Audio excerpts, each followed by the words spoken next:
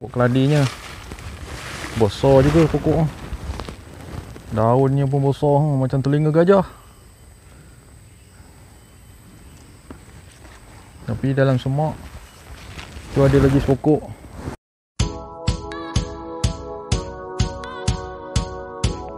Hai, Assalamualaikum warahmatullahi wabarakatuh. Terima kasih sekali lagi Pak Ngah ucapkan kepada kamu semua kerana sudi datang ke channel Kebun Didik bersama dengan Pak Ngah kali ini. Hari ini Pak Ngah berada di Kebun Getah Pak Ngah. Yang dulu ada episod keberapa Pak Ngah tak ingat, Pak Ngah ada tunjuk yang Pak Ngah berkelah dengan anak-anak saudara, ekor duai semua. Jadi inilah keadaan terkini Kebun Getah Pak Ngah. Sebelum tu, Pak Ngah nak ucapkan terima kasih kepada kamu yang support Pak Ngah untuk channel Kebun Didik ni.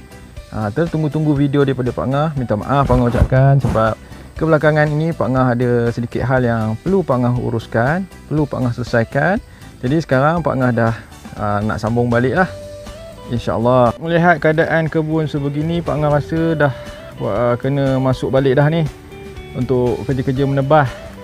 Waduh, dah semak sangat dah. Maklumlah dah berminggu-minggu Pak Ngah tinggal. Last datang ingat sebulan sudah. Hujan, setiap hari hujan. Tengok dia punya semak cepat naik. Oh. Sebelum ni Pak Ngah ada buat tanaman sulam. Mana pokok getah yang mati tu Pak Ngah tanam balik. Ada pokok yang hidup, ada pokok yang dikokak adik babi. Masalah betul babi. Kalau kebun tak ada pagar, ni lah dia.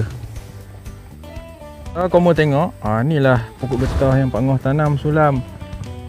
Dia naik dalam semak ni. Tu sepokok dah mati. Alamak. Sambil kita ronda tengok kebun. Jom kita tengok apa yang ada dekat kebun Pak Ngah ni. Kita jalan-jalan tengok.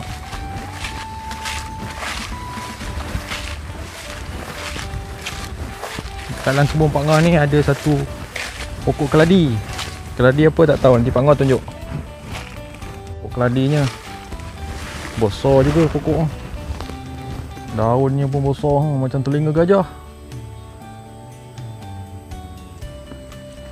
Tapi dalam semak tu ada lagi sepokok.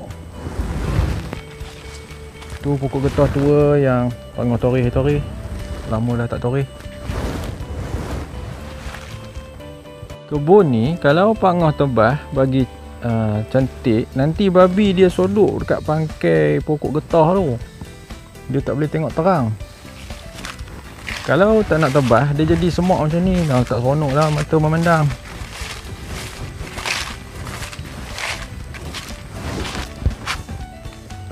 Ngah ada tanam pokok labu dekat sana. Tengok datang hari ni dia menjala sini sampai depan pondok ni. Adalah putih satu. Ini adalah antara kawasan yang telah disodok babi. Dia memang sodok, dia memang minat kebun getah. Habis mak tu.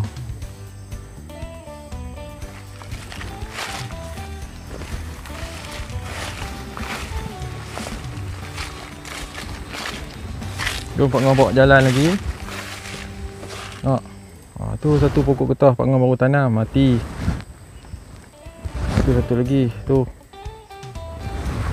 Kalau tebas memang dia gigit.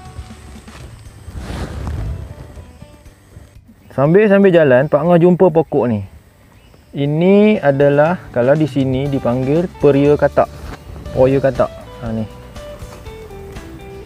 Dulu masa Pak Ngah kecil-kecil dulu, arwah mak Pak Ngah, dia ambil daun ni, pucuk ni, dia gesekkan dekat tapak tangan, letak dengan sedikit kapur yang makan dengan sirih tu.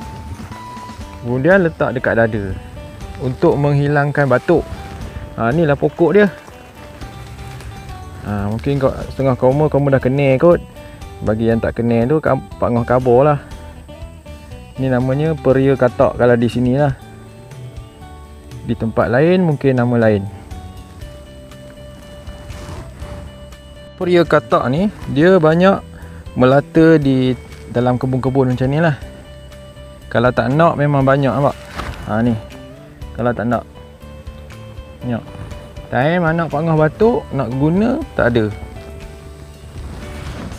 Tunjukkan perkara yang paling menyedihkan. Kalau siapa-siapa yang tanam pokok getah, ini adalah antara faktor-faktor yang menyedihkan. Ni. Habis dikokok babi. Kalau dah tinggal isi ni, tinggal teras batang ni, tu susah lah nak noreh. Kecewa betul. Babi betul lah, patut orang panggil babi. Tadi yang Pak Ngah tunjuk tu tadi yang dekat batang dia tu, itu yang kesan dikokok babi lah. Itu antara risiko-risiko yang perlu diambil untuk penanam pokok getah lah. Kalau pokok getah kebun besar tak ada, kurang jagalah. Dia masuk dia macam ni lah. Kemudian ni anak-anai pokok akan tumbang. Ni habis tumbang sebab anak-anai makan dia punya umbi. Tu lagi sepokok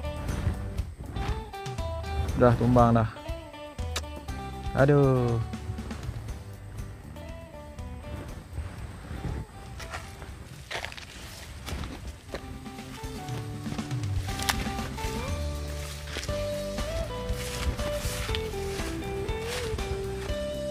Tengah dia letak home guard dekat kebun ni. 1, no, 2, 3, 4, 5. Tapi tak berkesan. Dia tak takut pun. Dia sekarang babi sekarang dah cerdik. Beruk dengan kera pun dia senyum je tengok.